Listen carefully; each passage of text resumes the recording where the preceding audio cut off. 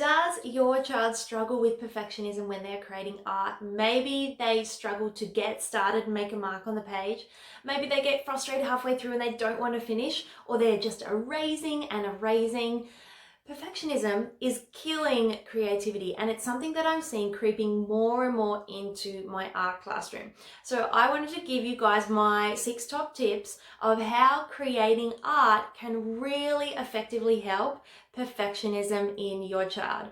And so the first tip is following guided video art lessons. When your child can just get started to make a mark and they take their crayon on a walk around the page and suddenly they've created a cat, they are starting the process with confidence. So following somebody with a really simple guided drawing technique, like in our art club videos, is a perfect way to get the ball rolling. The second tip is the power of yet. If I had $1 for every time someone came to me and said, I can't draw, I would be a millionaire. When your child comes to you and says, I can't do something or I can't achieve something, just chime in with those 3 little letters, yet. That is really modeling that it's all about improving. It's all about taking time, taking effort. Things won't happen overnight, but switching that I can't to I can't yet is a really, really effective tip. My third tip is to be an example of somebody who is not perfect.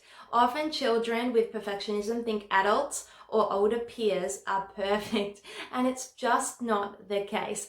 I love to make a big deal or highlight the parts of my project where I made a mistake and things are a little wonky. Maybe my cat's too fat, maybe my flamingo's too skinny, and I make light of that, but I keep going anyway, and this normalizes it for kids. My fourth tip is to swap our grey lead pencil and eraser for permanent marker drawing tools. So we use this for almost all of our projects in the art club, where I demonstrate with a permanent marker or an oil pastel. Firstly, this encourages your little artist to draw really big. And it also challenges that perfectionist mindset that your marks on the page have to be perfect. They don't. And with a permanent drawing tool, you can't erase them. So this is a really great strategy. If your little artist is really reluctant to give up the eraser and the pencil, here's my suggestion. Swap the big A3 piece of paper that we draw on for 2 smaller A4s.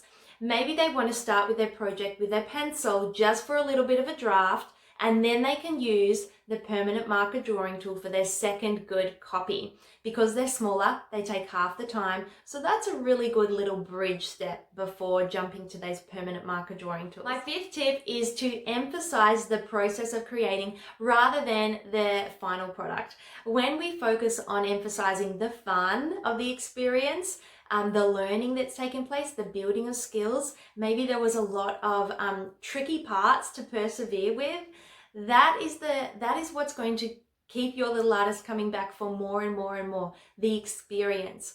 If we just look at the perfect final product or the gorgeous artwork at the end, it's really kind of tending towards that fixed mindset of perfectionism. So focus on the process.